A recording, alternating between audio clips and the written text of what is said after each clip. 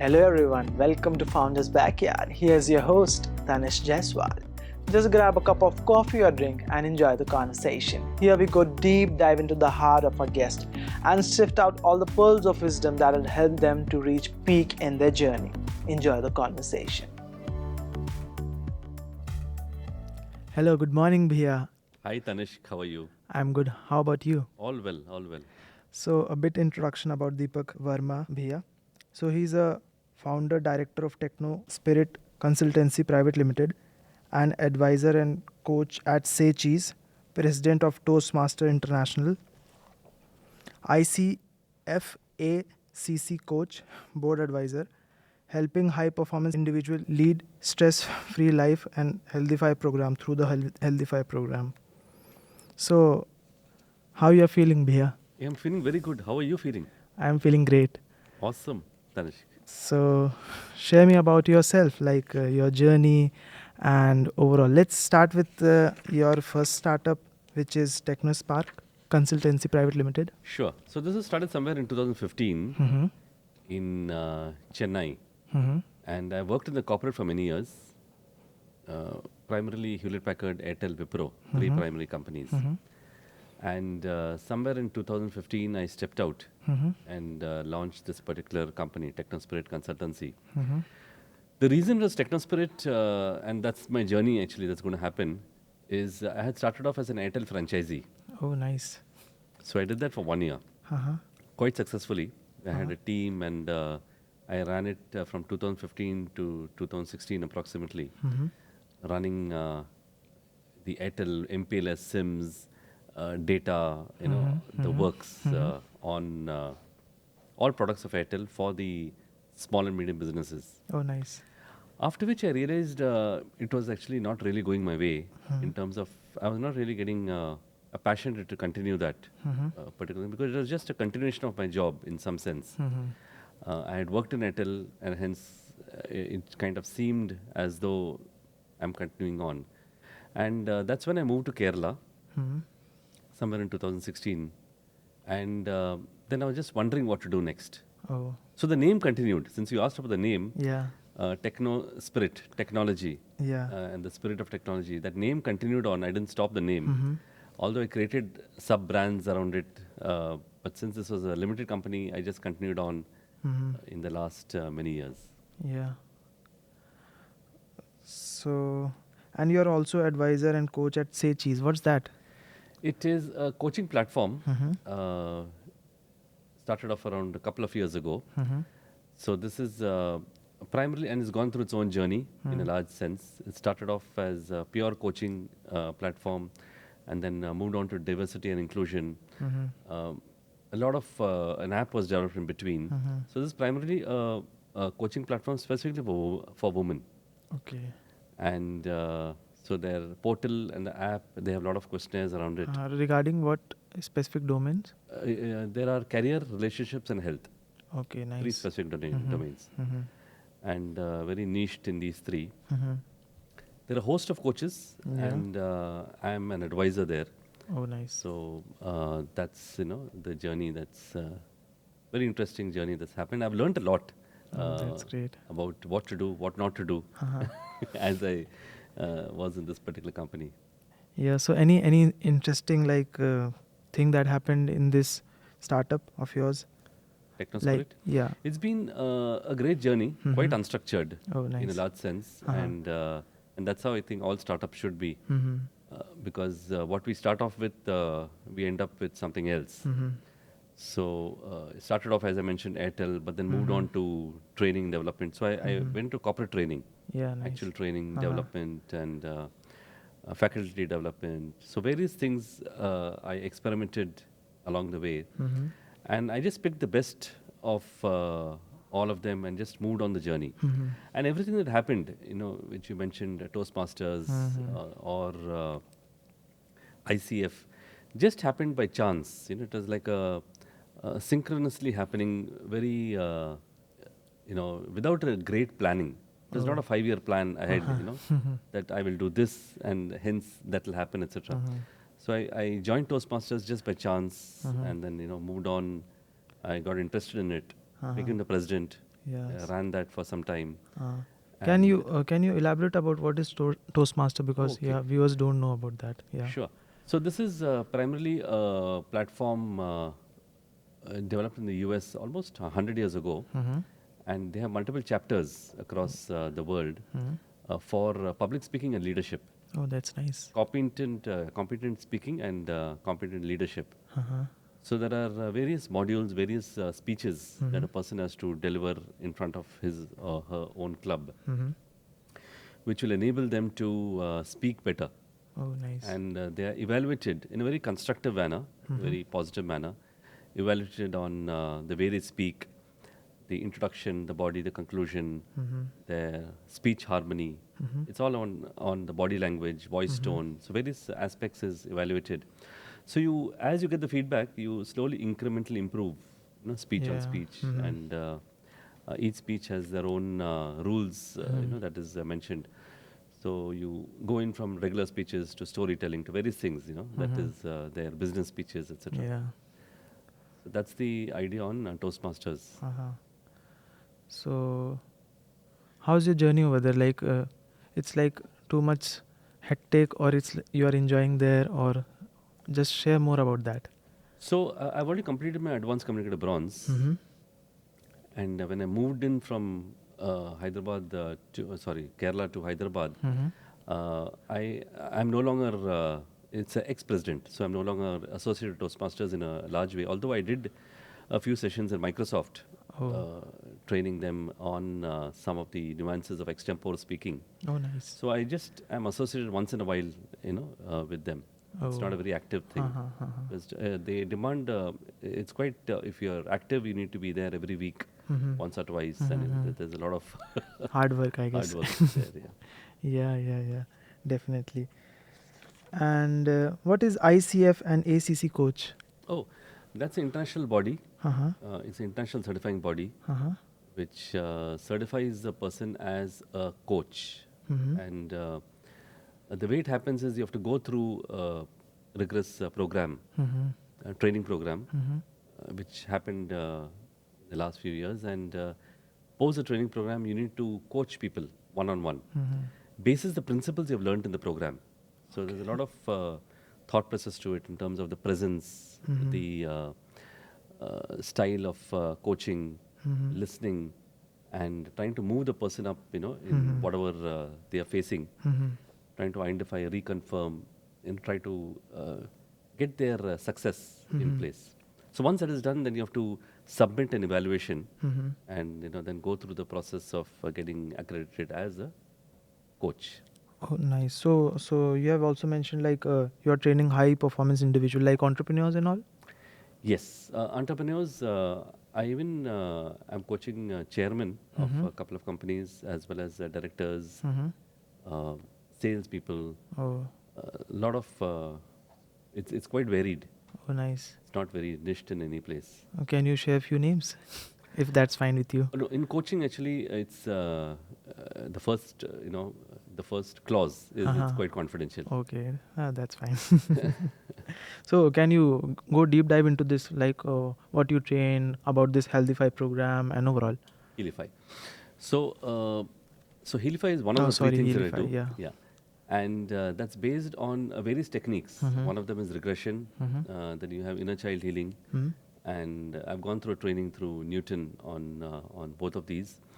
And then we have other forms of healing: NLP, visualization, Tai Chi, Ho'oponopono. So there are various. It's a basket which you've kind of put together to ensure that a person is counseled and he moves out of any rut that they're facing, any particular issue that they have not unable to resolve, trauma or relationship, or some particular area where they're stuck in life, and this moves them in a very introspective manner, in a very deep manner, deepener manner.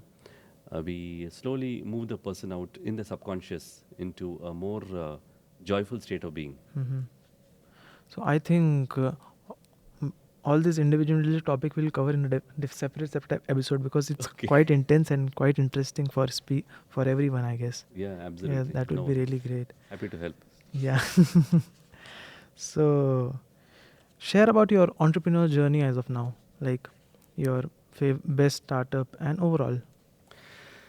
So there are three brands I have. One is Mm-hmm. an Ikigai life coach. Mm-hmm. Second is Peakology, and the third is Healify, primarily. Apart from that, I also do corporate training and other management leadership training, etc. Mm-hmm. So the journey in the last many years has been very exciting. Uh-huh. And as I said, I moved on from. I've never really stuck on to a particular thing. I just went with the flow. I took in the best of whatever has happened, and meeting the right people at the right time, the right networks, and I kind of just went with the flow, if you may ask it. So, for example, once in between, I'd gone to Bangkok on a conference, and just by chance met a few people there from Kenya and US, and then we launched something together, a Nice. training which we did in Africa, as well as a joint workshops that we did at the US. So it's been a curious journey. I think that's a good word. The first word that comes to me. Yeah, It's that's been great. it's a very curious journey, just moving on, Yeah. and we never know what tomorrow will bring. Uh-huh. Each day is different and unique, Yeah. and it just keeps flowing in that manner. Share more about your Ikigai coach experience.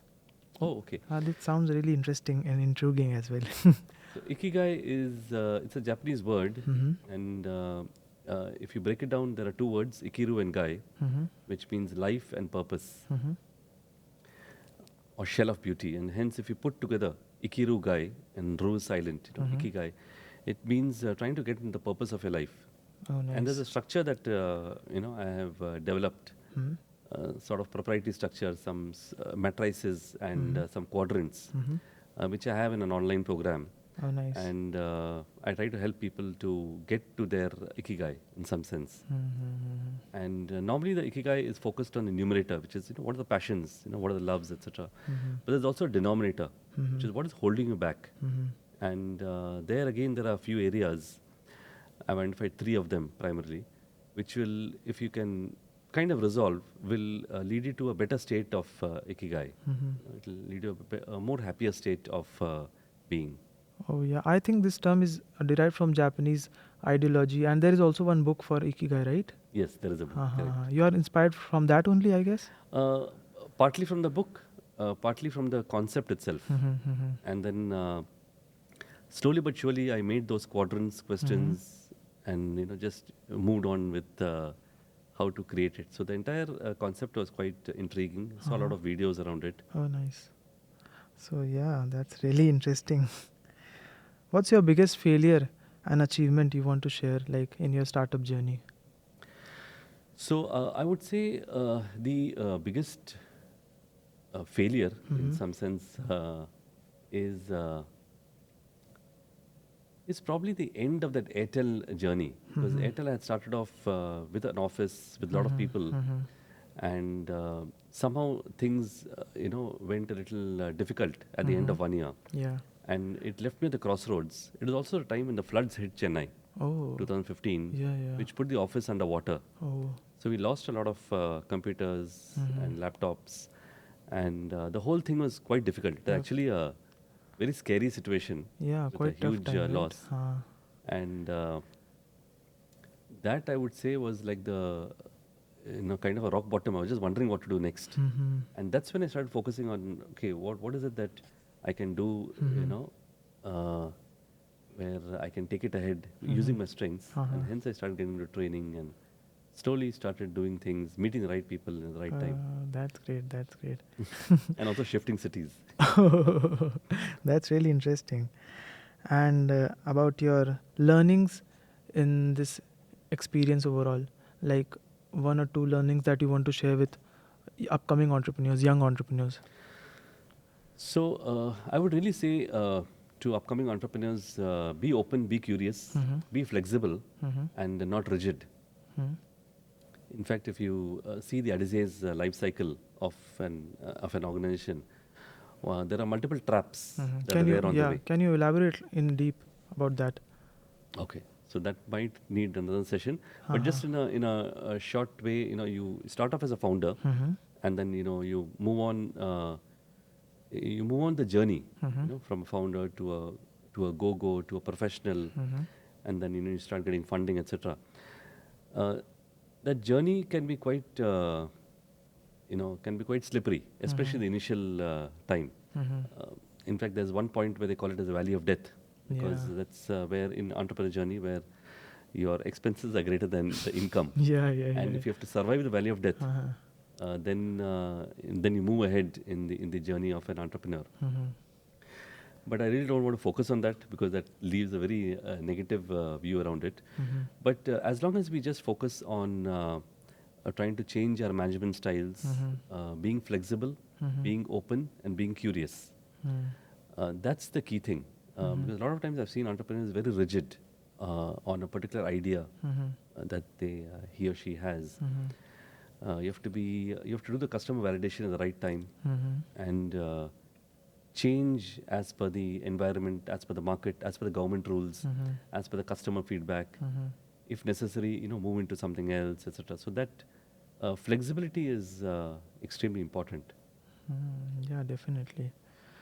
And share about the whole startup ecosystem about India, and what's your thought like about funding? And because right now during crisis and all, the funding is kind of really restricted, only given to like old or upcoming business. But what your overall take in this? So I was part of TIE Chennai, which is Industry Entrepreneurs, and I'd like to quote a particular person, an investor, high-profile investor, who had given a talk there, and I still remember it. So what he mentioned is entrepreneurs initially need to showcase what they're doing, and investors will only invest in businesses or in a particular entrepreneur if they convince that the entrepreneur has belief in it. Because a lot of times entrepreneurs go with a half belief, and they may just kind of kickstart and just say, hey, let's hope this works, kind of.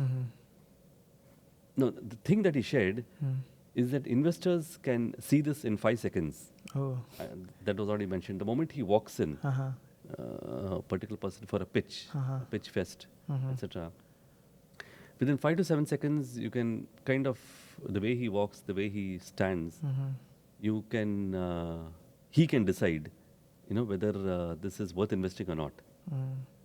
Okay, that's with his experience, of course. But what I realized from that is that the kind of belief that an entrepreneur has on his or her product, on the team, on the processes, on the future of the market around that, plays a huge role in the investor's mindset.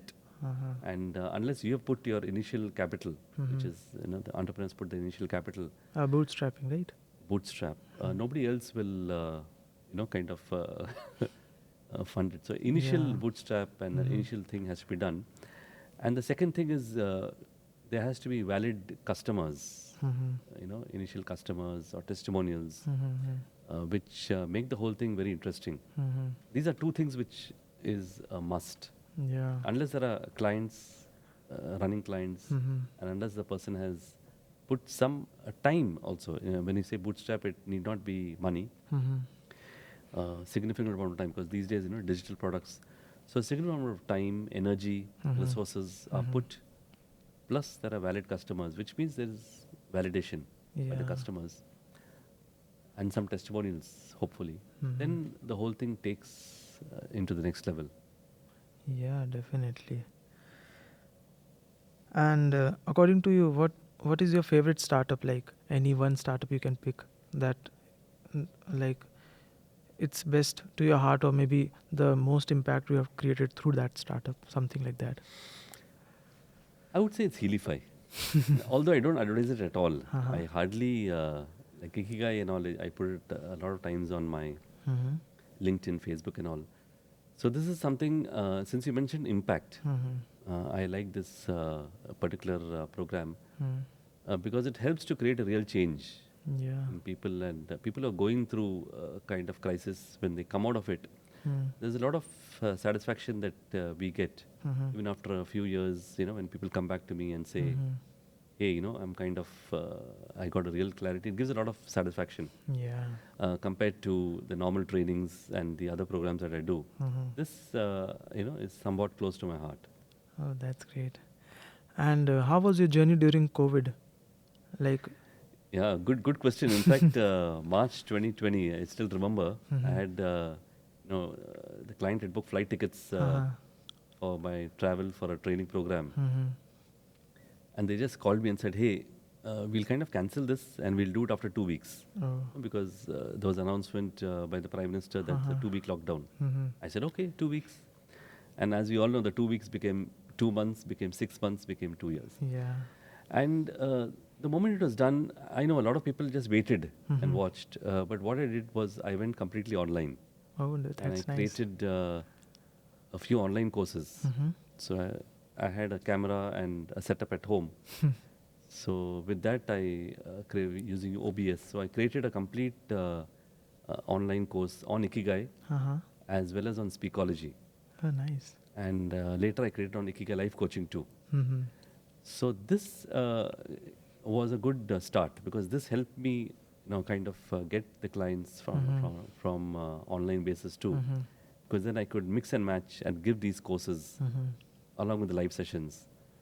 And so the journey was actually very intriguing during COVID, sitting at home. Yeah. Suddenly everything locked down and we had to shift gears. And I know a lot of companies who shifted gears, they survived. Yeah. And I know a few companies very close to me, they were waiting and watching. And they went on, shrinking in size. Yeah, They were just waiting and they're saying, hey, this is a part-time issue. Yeah. And within a few months, it'll be back to normal. So then I remember this book, Who Moved My Cheese by Spencer Johnson. And there it's mentioned that when the cheese is moved out, you need to search, you need to look around and see if there are other avenues to get a cheese. Yeah. So you not stick on to the old belief and move into other things. But yeah, how is your overall experience till now? You're enjoying the vibe? Yeah, enjoying the vibe. That's great. That's great. So what is the motivational factor that lead in your career? Like anything that had helped you, like meditation or anything that you want to share to our... So heartfulness meditation has been quite a motivating factor, critical factor, That's especially when one goes through difficult times. And an entrepreneurial journey, you do go through a lot of tough phases in life. So maintaining your calmness, not being too anxious, and trying to be open about the future. These are very direct outcomes of a systematic practice of the heartfulness meditation practice. So this has been one of the pillars. In fact, a huge pillar, the key pillar in ensuring that I survive all these years. Otherwise, very difficult, very easy to crack up and fall back without this particular pillar. Yeah. Some of the factors are various tie-ups, organizations that I've been a part of. I was an ambassador at BNI. What's that? Which is a Business Networks International. And there I got a lot of networks, a lot of tie-ups, which still continue today. Although I've moved out of the organization 2 years ago. But even today, I have a lot of connections across the world. Second is Toastmasters, which has been a great journey over the course of 3 years. And various other tie-ups that I've had with some organizations here and there have helped me to boost myself. Oh, that's great. So, any books you want to recommend to our listener? I get this question all the time. And while I've read a lot of books, Napoleon Hill and various other books I've read. But if you look at the bibliography of most of these books, they will always have a reference of one particular book. Many of them will have a reference of one particular, or what they talk in the book will have this particular reference of a particular book, which was written in 1899, and it's only 40 pages. Huh? Very difficult, very difficult to read. It's not an easy read. It's not something which you can generally read here and there. And that book is As a Man Thinketh Yeah. by James Allen. Yeah, I've It's read also it. published Yeah. here in Heartfulness. Yeah, it's a great book. And because that starts from thoughts to actions, to habits, to character, to destiny. As he says, sow a thought, and the sequence continues up to destiny. Recently, Daji wrote an article where he went one step before thoughts, and that was intentions. But this particular book is it's a must read. I think everybody should read it a few times in their lifetime, and it's easily available, across the world. Yeah, that's great. So, could you share about your mentor or the people you like kind of take help or seek help when you are in trouble, or maybe you kind of seek guidance from people? Yes. So I have a few very close mastermind group, and that's one of the secrets, by Napoleon Hill, that you should always have a mastermind around you. And one of them is a close college friend. His name is Jayesh Kulkarni, based in Pune. And he has been a very strong mentor, very strong fallback, a very strong mastermind for me, because whenever I'm kind of having a confusion or I want to throw up new points, I'll kind of use him as a punching bag and just put it across to him, and he'll always have a different view, a different point of approach that is there. Another strong pillar has been my own wife. Oh, That's very important because unless the support is there in the family, that's a great asset that I've had. So she's been with me through thick and thin. It's very easy to get ruffled unless you have some support, backup that is there. A few of the mentors across the journey in various formats. One was a person called Manoj in Kerala. He was a ICF coach himself.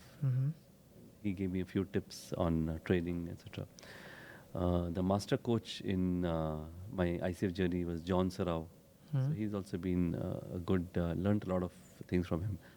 Apart from that, a lot of clients have, been my own mentors, because they'll keep, they're the ones, if you listen to them carefully, you will know what changes to make in your portfolio. Oh, that's nice. Can you recommend our young audience how to choose your mentor, or maybe who to listen? And because right now everyone is giving their suggestion and feedback, whom to listen and whom to kind of ignore their suggestion. So I'll go back to what you started off a few minutes ago.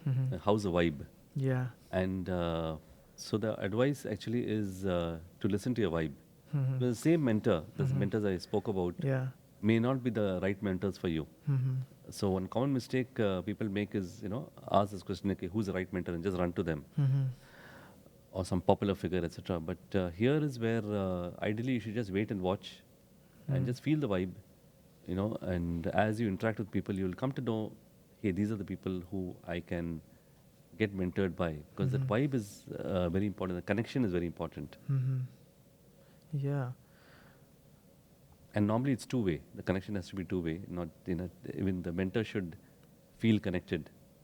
Yeah.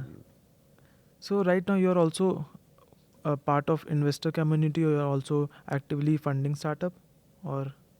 No, I don't fund any startups, but I do advise various startups on various fronts, and I have a network which also involves investors.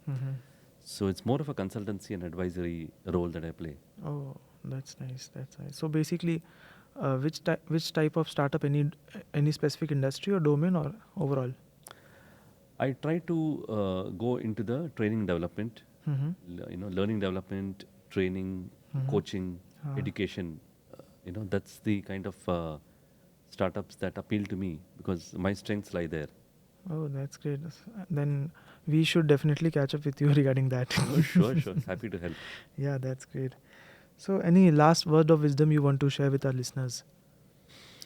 So social media is critical, and one should not ignore it in some sense. The right social media, the right times. It could be, and there's so much of social media running on. I would really advise to stick to one particular platform, and it could be LinkedIn or whatever you're comfortable with, whatever vibes with you, whichever vibes with you is important with Yeah. you in a business. Stick to that, and regularly kind of grow your network and marketing through that. That's the one game changer in the last few years that's been happening. Apart from that, I think we have covered all the points. Yeah. Yeah, it was lovely talking to you, and we had a great Same here, conversation. Tanishq. Same here. And in the next podcast, we will go deep dive into like your journey as a coach and Sure. overall different perspective towards life. Absolutely. Yeah, Happy it- to help. Yeah. Yeah, thank you so much for the lovely conversation. You too. Have a great day. Bye. Take care. Thank you. Bye bye.